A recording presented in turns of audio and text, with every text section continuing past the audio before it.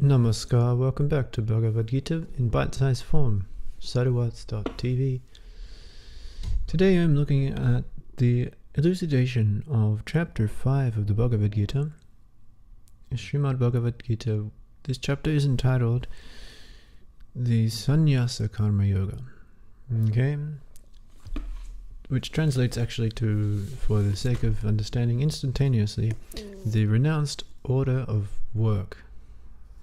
Okay, as a yogi who performs work without attachment. Now, today I'm looking at the Bhagavad Gita, this translation in particular by Srila Bhaktivinoda Thakura. Now, the reason I'm looking at this text, plain and simple, it actually has a bit more of an elucidation, the differences between chapter 3 and chapter 5.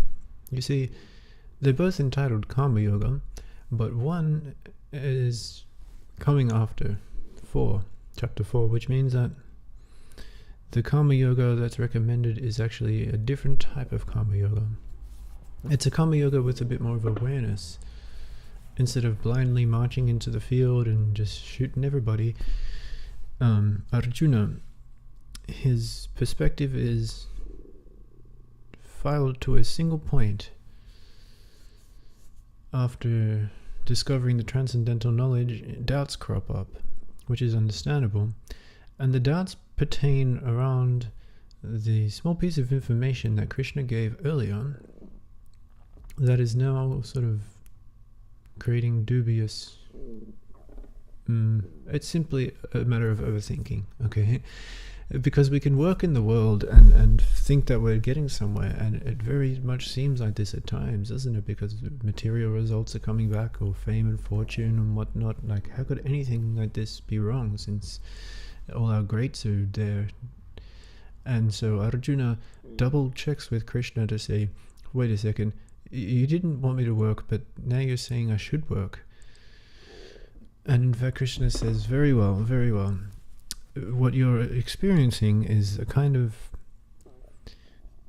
outgrowing of the game, as it were. It's like, now I can do work, but I have to do work in a way that I don't have to entangle myself further into other work.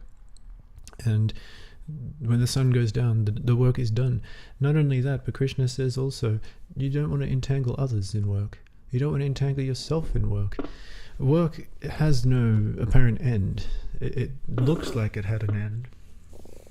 But you see, with wisdom, the chapter 4 of the Bhagavad Gita that Krishna enunciated 4,000 years ago, that happened, the senses will continue to be doing the sensory things, because we are sensory things, right? So that kind of work is necessary to detach oneself from the sensory things and to see with impartiality. Now, to see with impartiality, to be experiencing the field of beingness without clinging or aversion, is a really good technique here. It's kind of ruled by the judging faculty of mind, which is a domain of the intellect. Okay? Chapter 4, this is already elucidated, but anyway, they'll explain it. So if we can bypass the judgment of rational good and bad kind of stuff, and opens one's chest into morality on the battlefield, like, this is a good fight because it is good because it feels right. I'm going to do what I've got to do because I've gone through all the shit to know what I have to do. And now, knowing what I have to do, I'm not even concerned if I achieve the results, because I'm just doing it.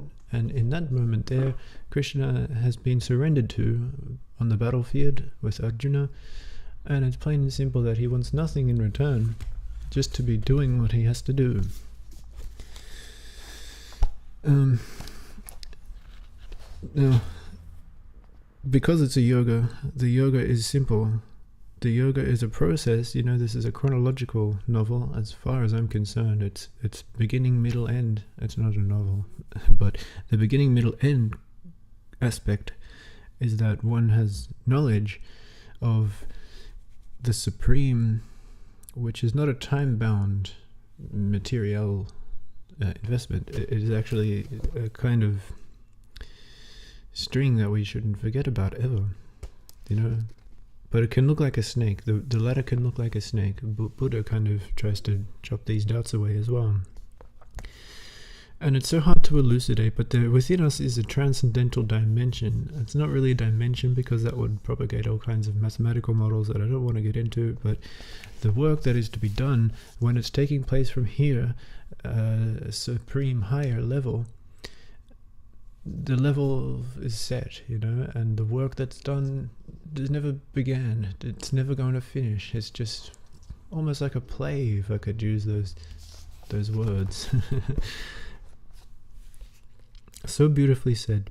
Param brahme adyaka karmani sangam tivarka karotaya lipyate na sa pipina padma patram ivam bhasa. Which is text 4, chapter 5, text 10. One who performs his work without attachment for the results while offering them to the Supreme Lord does not become affected by the reactions of his activities, just as a lotus leaf is untouched by water. So obviously there is a bit of knowledge that is necessary to be brought in place during the working day life. This isn't the low levels of karma, trying to find a job and trying to get by just by making ends meet. Of course, all this is necessary. Faith is also necessary too, to have a complete picture.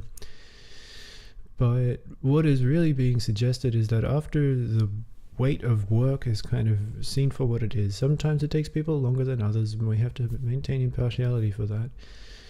But the correct type of giving is then understood. You know what I mean? It takes a long time, yes, but the correct kind of appropriate means by which one can give is seen in its correct light. It's light on the path because whatever darkness one moves through, it's known that Krishna is going to be the receiving end, the light at the tunnel.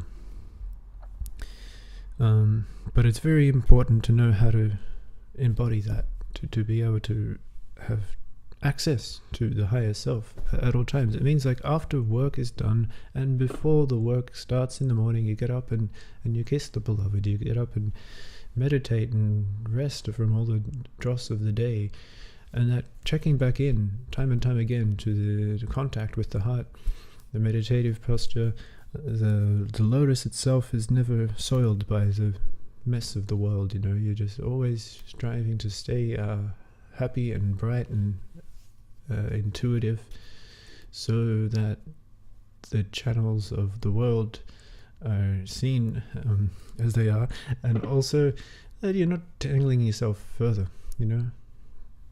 The karma yoga is done in the sense that there's no need to continue to work for work's sake, for material ends, because they further bind oneself further into getting the next best thing, the next best upgrade of the iPhone, and the planned obsolescence is such a thing that it's never going to end. This is a quality of samsara.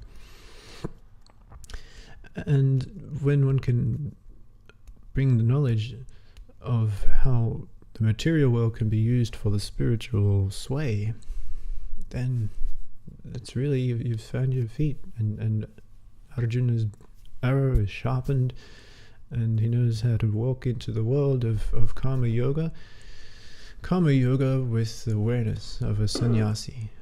The sannyasi is the renounced order of life. I am sadhu, I am one of these renunciates.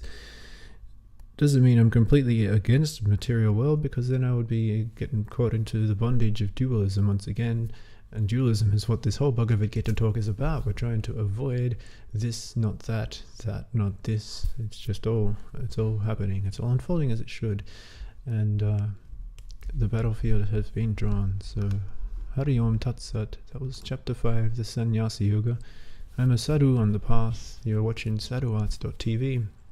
On the path towards that sadhak. And the only means to get there is a sadhana.